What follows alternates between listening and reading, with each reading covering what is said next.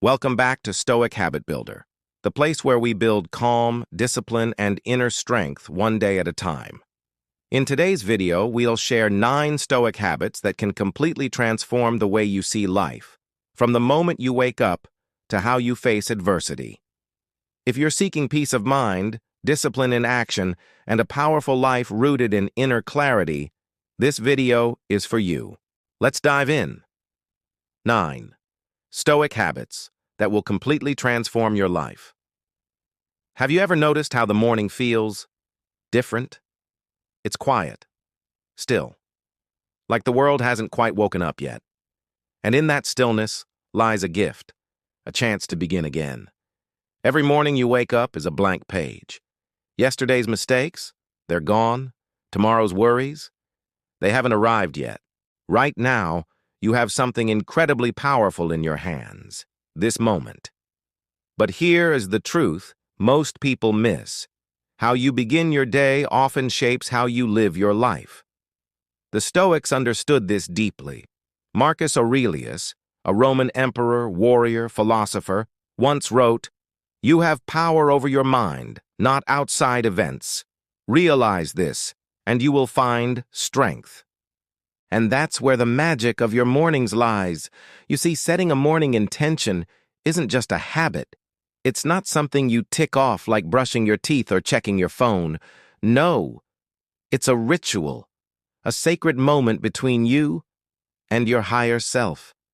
It's the act of saying, "I respect this day. I honor this life. I choose who I am becoming."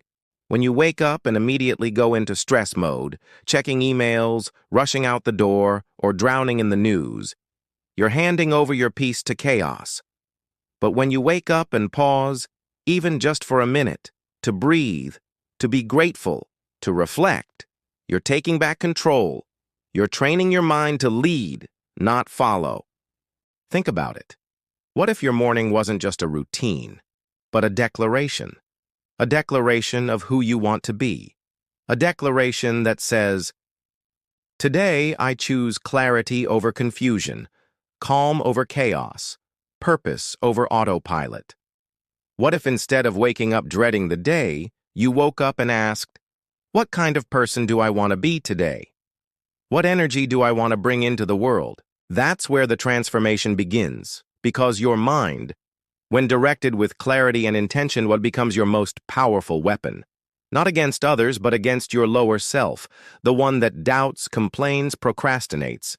Every sunrise gives you that battle line, and every intention you set is like armor for your soul. So tomorrow morning, don't just wake up, rise. Rise with awareness, rise with gratitude, rise with the strength to face whatever the day brings, because you've already claimed your mindset.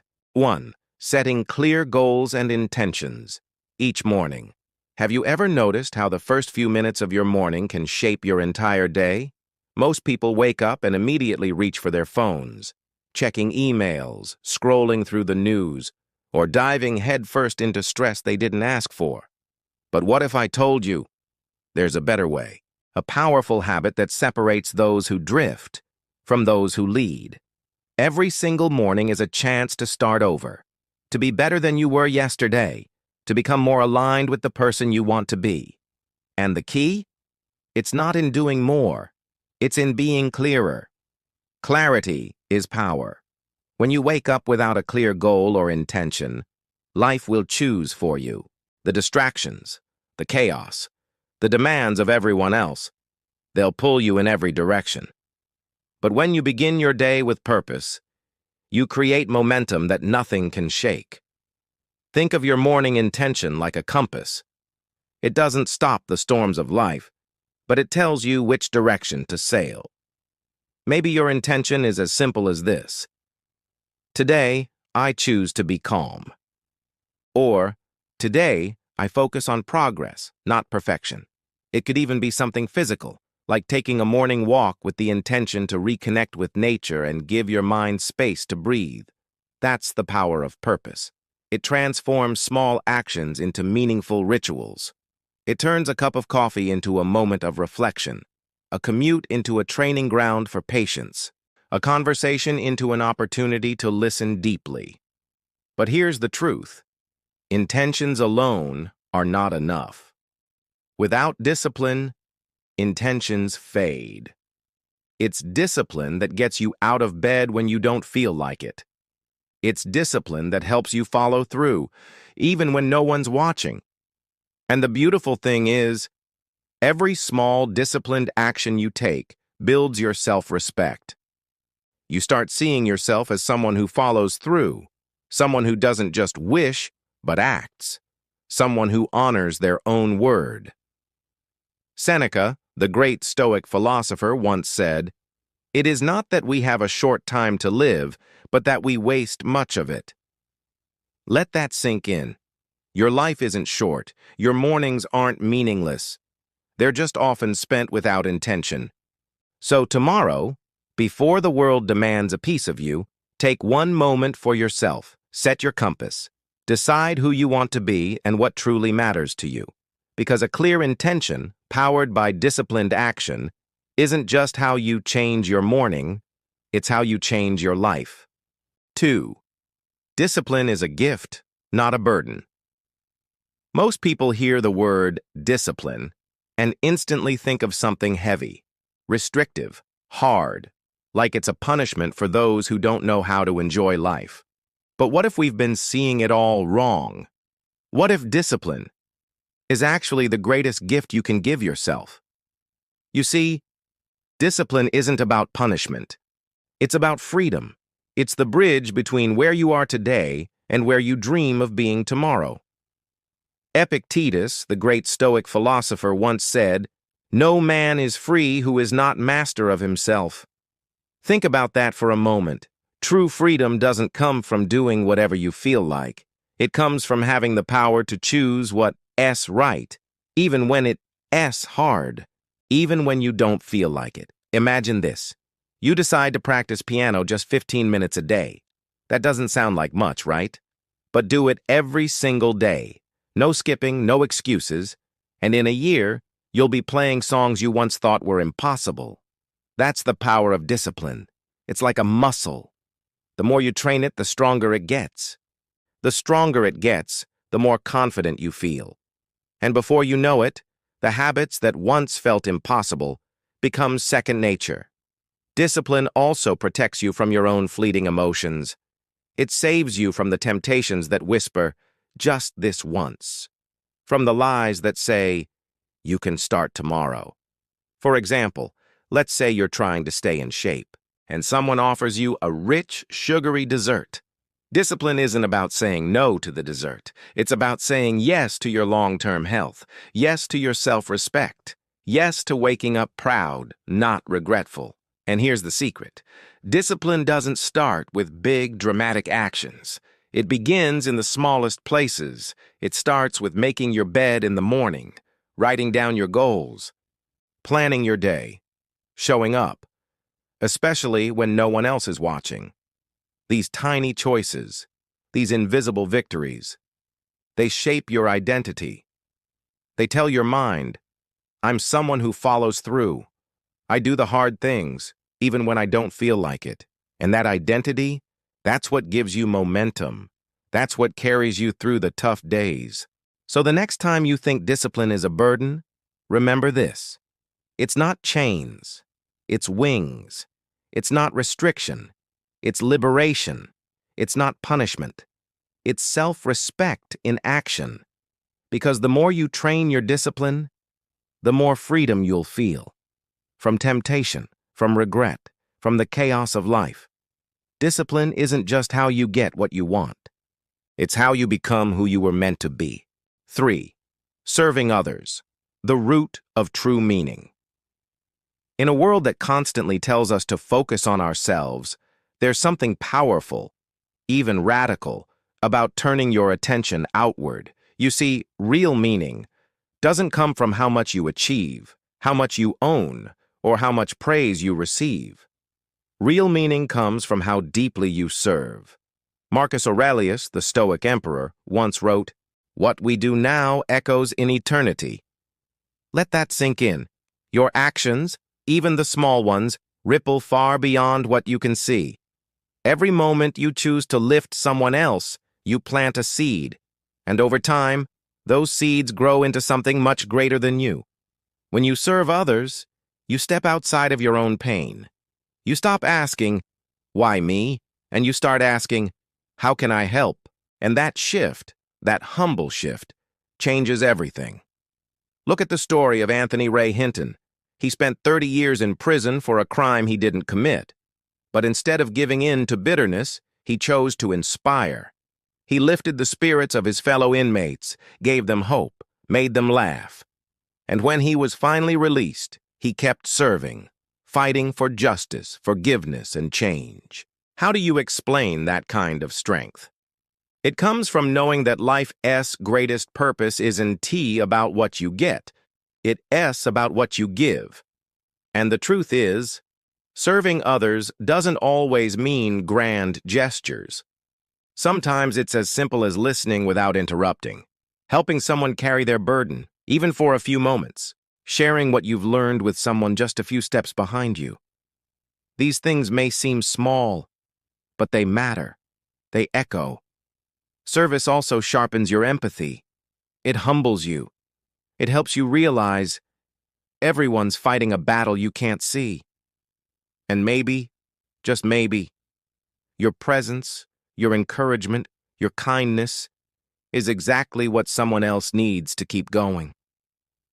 Here's what the Stoics knew. We weren't made to live in isolation. We were made for connection. And in that connection, through serving, lifting, helping, we discover who we really are.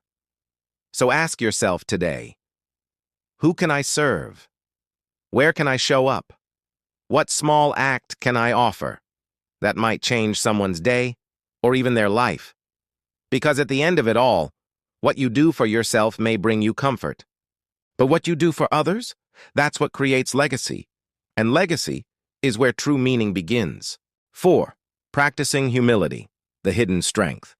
Let's be honest. In today's world, where social media rewards pride, self-promotion, and constant comparison, humility isn't just rare, it's revolutionary.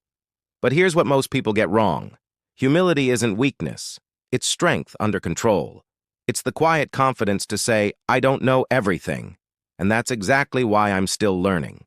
The truly humble person isn't the one who shrinks or hides. It's the one who stands tall and still listens, who leads and still learns. Think about this.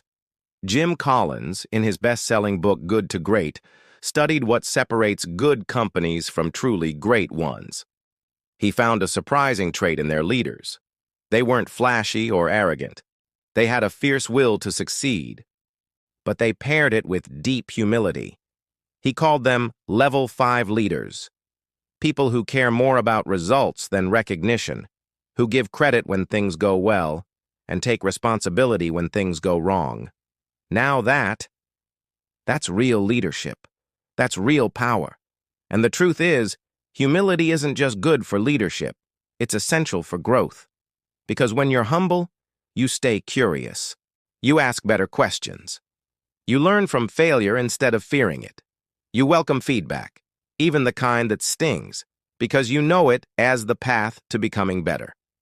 Humility also builds deeper, more honest relationships. No one wants to be around someone who thinks they have all the answers. But we're drawn to those who admit their flaws, who show up with vulnerability, and who respect others as equals. It disarms pride, it dissolves ego, and it creates space for something rare in this world, real connection. And maybe most importantly, humility teaches us gratitude.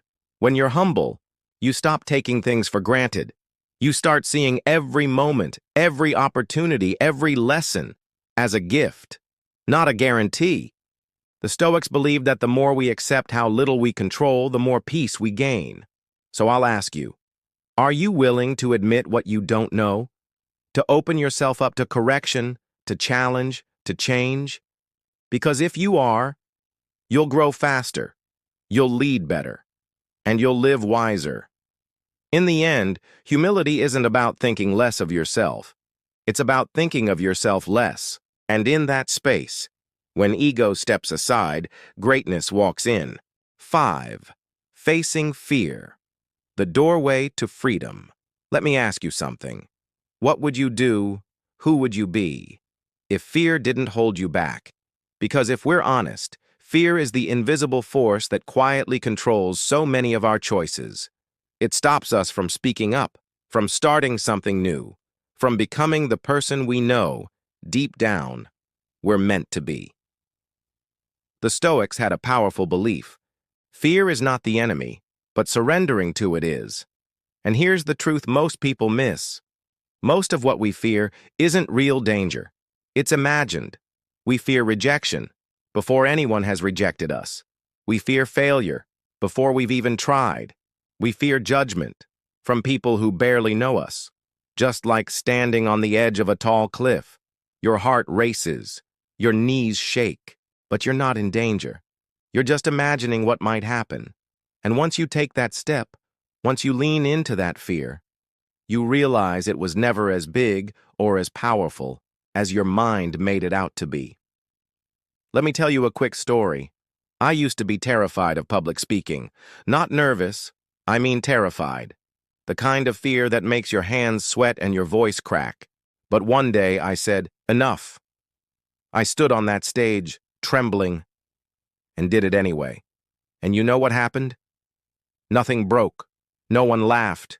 The fear lost its power because I faced it. Every time you confront a fear, something inside you expands.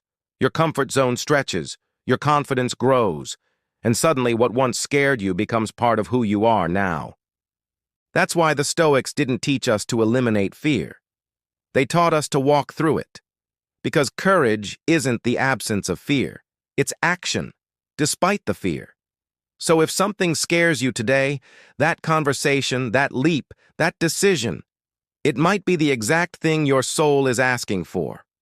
Remember, the life you want is on the other side of fear. Not because fear disappears, but because you grow stronger than it. So ask yourself, what fear have you been running from? And what might happen if, just this once, you ran toward it? 6. The unshakable power of believing in yourself. Let me tell you something most people forget. Confidence isn't something you're born with. It's something you build, one decision, one challenge, one act of courage at a time. And more importantly, your worth doesn't come from how much you achieve. It comes from how deeply you respect yourself, even when things fall apart. You see, we often measure ourselves by trophies, by the job title, the salary, the car, the applause. But what happens when all that fades? When you're left with just you? That's when real confidence steps in. Confidence is knowing that even if the world says no, you can still say yes to yourself. Even when you fail, you still believe you're worthy of getting back up. Take Thomas Edison, for example. The man failed over 10,000 times trying to invent the light bulb. 10,000 times. But when asked about it, he didn't say he failed. He said, I have not failed. I've just found 10,000 ways that won't work. That's not just optimism, that's belief. That's a mindset rooted so deeply in self-trust that no amount of failure could shake it. And here's the secret. That kind of belief? It's not reserved for geniuses or icons. It's something you can grow. It starts small. Choosing to show up even when you're scared. Keeping promises to yourself, even when no one's watching. Forgiving your mistakes instead of beating yourself up. Every small action is like a brick. And brick by brick, you build something unshakable. Self-respect, self-trust, self-worth. Confidence isn't pretending to be perfect. It's knowing you're enough even when you're not. So today, I want to challenge you. Instead of asking, am I good enough? Ask, what can I do today to strengthen my belief in myself? Because when you believe in yourself, truly, deeply, you become unstoppable. Not because you never fall, but because you always rise. 7.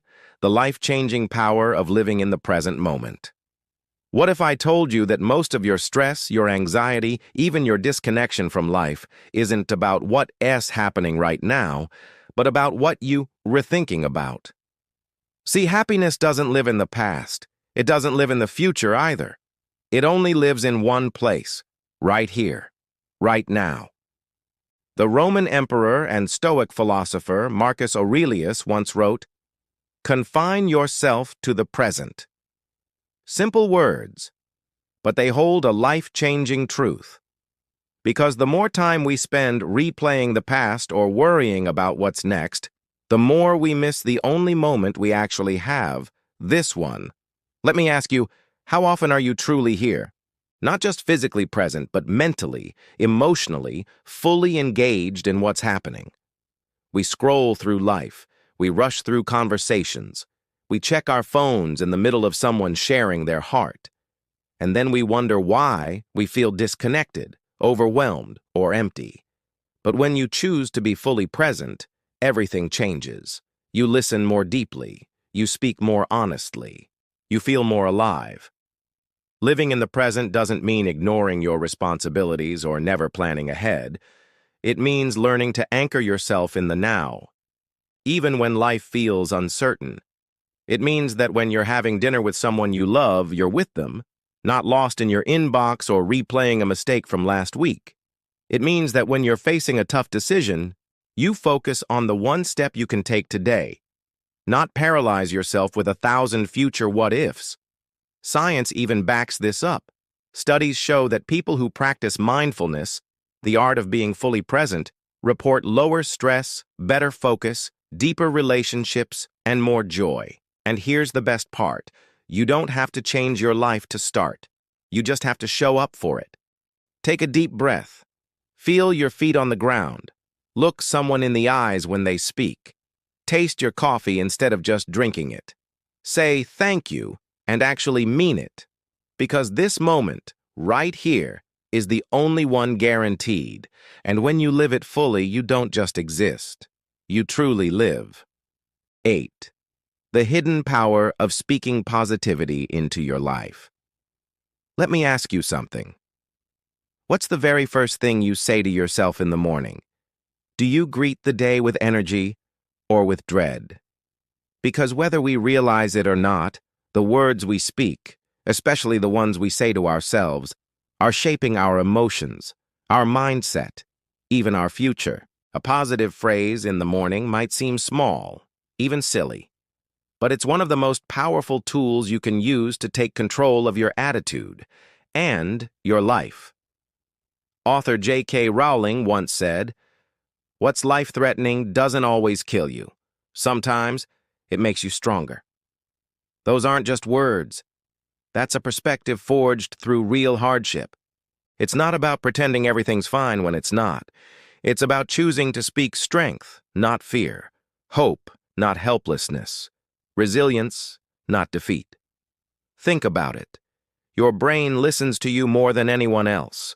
When you say, "I can't," it stops trying. When you say, "I'll figure this out," it starts looking for answers. That's not magic. That's neuroscience. Psychologists call this self-directed language, and it literally shapes how your brain processes stress, opportunity, and challenge. And it doesn't just affect you. It affects everyone around you. Ever been in a room with someone who radiates positivity? Who says things like, "We'll get through this. We've got what it takes. Let's make the most of today." It changes the whole atmosphere. It lifts the mood, builds momentum, and reminds people that light still exists, even when the sky is dark. Now imagine being that person, not just once in a while, but every day. You don't have to fake happiness. You don't have to be blindly optimistic. You just have to speak life, especially when it's hardest to. So tomorrow morning, before you reach for your phone, say something powerful. "I'm grateful to be alive. I'm stronger than I was yesterday. No matter what happens, I will respond with strength." These words aren't just phrases. They're commands to your brain. They tell your body how to act, your mind how to think, your soul how to stand tall. Because when your words change, your world follows. Speak with intention. Speak with courage. Speak with hope. And watch your life begin to shift, one powerful sentence at a time. 9. reflect on your dreams, and redefine them over time. Let me ask you something. When was the last time you sat in silence and really asked yourself, what do I truly dream of? Not what others expect of you, not what society says you should want, but your dream, the one that speaks to your deepest values, the one that feels like fire in your chest. Because here's the truth. Your dreams are more than fantasies. They are mirrors, reflecting what matters most to you.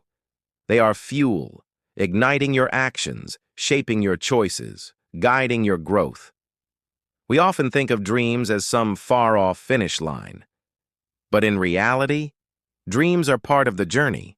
They evolve as we do, and they challenge us to become someone capable of turning vision into reality.